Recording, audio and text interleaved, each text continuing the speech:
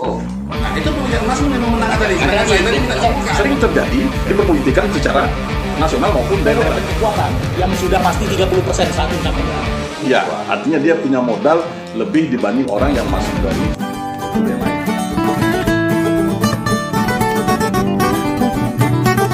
Assalamualaikum warahmatullahi wabarakatuh. Jumpa lagi dengan MDS TV. Hari ini kami kedatangan tamu-tamu spesial.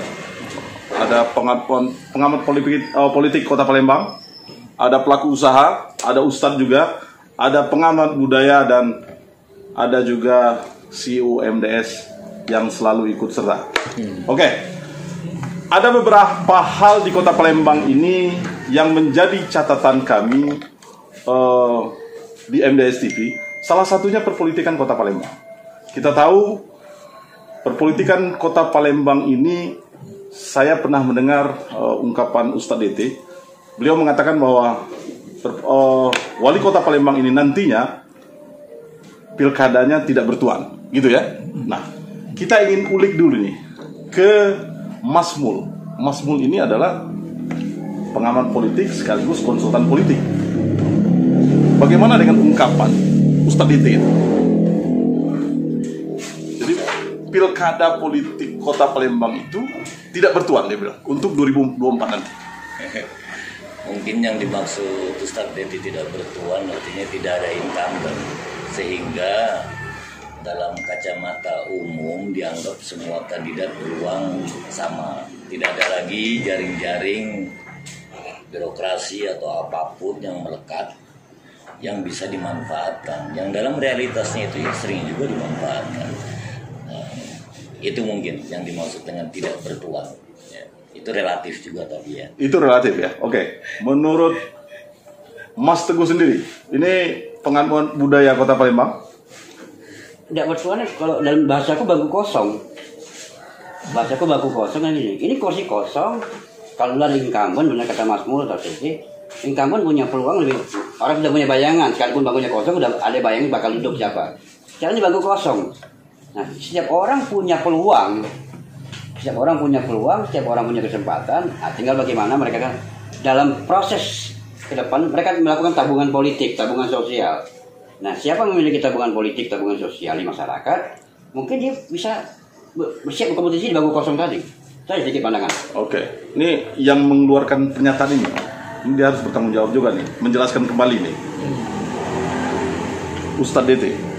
Ya, saya sampaikan tidak bertuan ini sebenarnya hanya istilah seperti yang disampaikan oleh pakar politik kita, konsultan politik Mas Mul, dan juga budayawan Mas Teguh Wong, bahwa memang benar ini bangku kosong karena seperti yang kita ketahui di setiap pilkada itu sering ada incumbent, dan incumbent ini sangat berpeluang untuk duduk kembali dan bahkan sudah memiliki power dan kekuatan yang sudah pasti 30% saat incumbent itu. Jadi ketika kandidat baru menghadapi incumbent ini butuh namanya extra power. Nah, untuk pilkada Kota Palembang 2024 ini tidak ada lagi incumbent karena wali kota sekarang tidak punya hak lagi untuk mencalonkan diri. Jadi semua punya kesempatan dan kekuatan yang sama nantinya. Begitu maksudnya. Oke. CEO MDS. Ya, terima kasih kepada Bung Dasril bahwa sangat unik sekali yang disampaikan tadi. Pertanyaan dari saya bahwa incumbent itu bukan berarti wali kota. Pendapat saya, di situ ada wakil wali kota, ada pejabat pemerintahan yang sama punya tujuan juga untuk maju di 2024. Apakah mereka bisa dikatakan di luar daripada struktur incumbent? Mungkin Mas Mul, selaku. Jadi incumbent itu lazimnya dipakai untuk kandidat yang pernah menjabat. Ini perebutannya bukan perebutan wakil wali kota, tapi perebutan wali kota. Sehingga yang dinamakan incumbent tentu ya orang yang pernah jadi wali kota. Wakil wali kota apakah disebut incumbent? Ya dia incumbent wakil wali kota. Kalau dikaitkan dengan Mas Teguh tadi, apakah sama peluang yang lain kalau konteksnya tabungan politik atau investasi politik ya dalam bahasa politik ya tentu beda. Kenapa? Karena bagaimanapun wakil wali kota, sekda, kepala dinas sekalipun tentu mereka memiliki jaringan-jaringan yang sudah terkomunikasikan lebih awal dibanding calon-calon lain yang maju baru. Tapi itu bukan berarti bahwa lalu investasi politik itu memberi nilai tambah, karena tergantung analisis dan penilaian dari apa yang pernah mereka lakukan. Oke. Oke. Mas Mul, artinya dari kacamata Mas Mul, Mas Teguh, Ustadz DT, incumbent itu adalah pejabat wali kota. Tapi juga tidak kita menutup kemungkinan bahwa ada yang berpikiran quote and quote, orang yang memiliki kekuasaan di dalam pemerintahan itu adalah incumbent. Punya modal. Ya, artinya dia punya modal lebih dibanding orang yang masuk dari struktur yang lain. Artinya itu. Artinya, oke, itu tidak kita perdebatkan lagi. Nah, sekarang kita bicara tentang moral sebenarnya.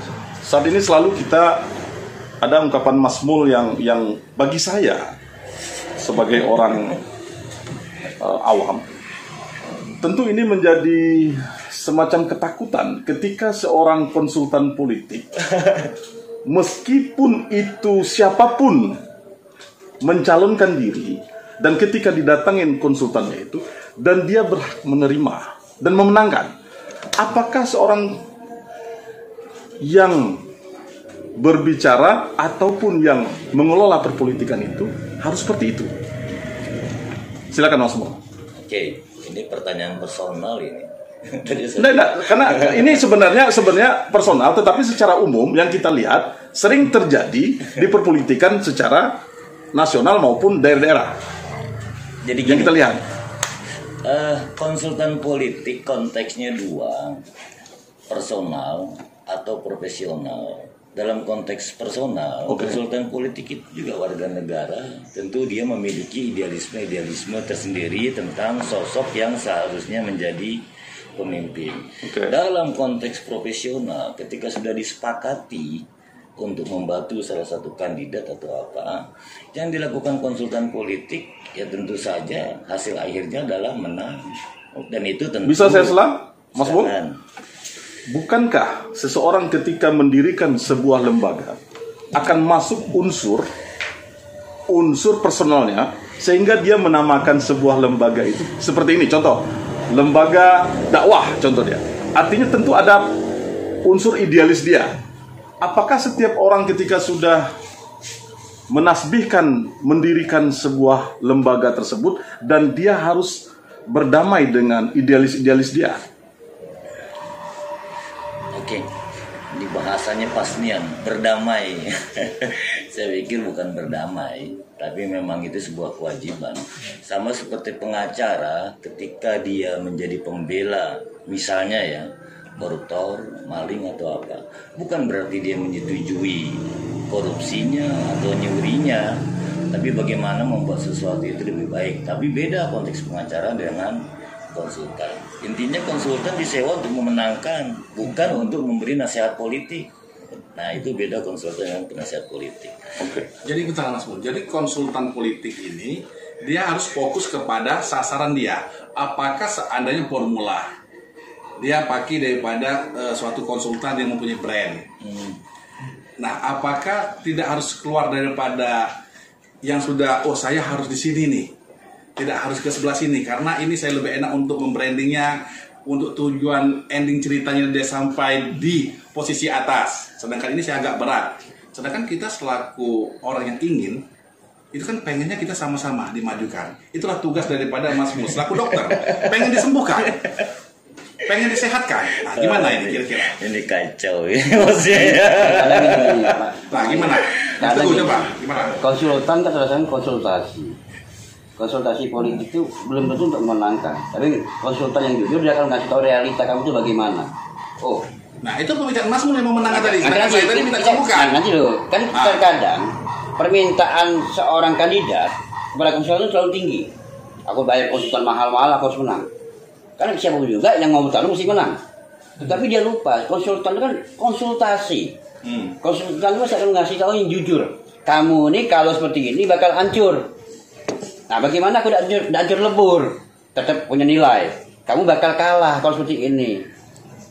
Konsultan dari mana tuh taunya bakal kalah? Nah, itu kan konsultan sih punya pengalaman. Ya, karena Mas Mubar bilang menang nih. Orang minta menang dan kamu bilang Jadi minta gini, kalah.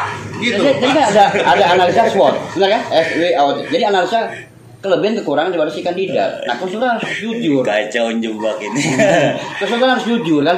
Kandidat ini lemah di sini. Nah, oke. Si kandidat itu udah oke, aku lemah di sini. Bagaimana biar aku kuat? Ini fungsi konsultan, mencarikan formulasi-formulasi. Oke, artinya kalau menurut pemikiran Mas Teguh, seorang konsultan juga harus jujur deh, kan gitu. Iya. Oke, sekarang kita tanya ke pelaku usaha. Artinya nanti kan gini, pelaku usaha nih, Babe Erlang. Tapi gini, saya luruskan Sebentar. Biar dapat jawaban.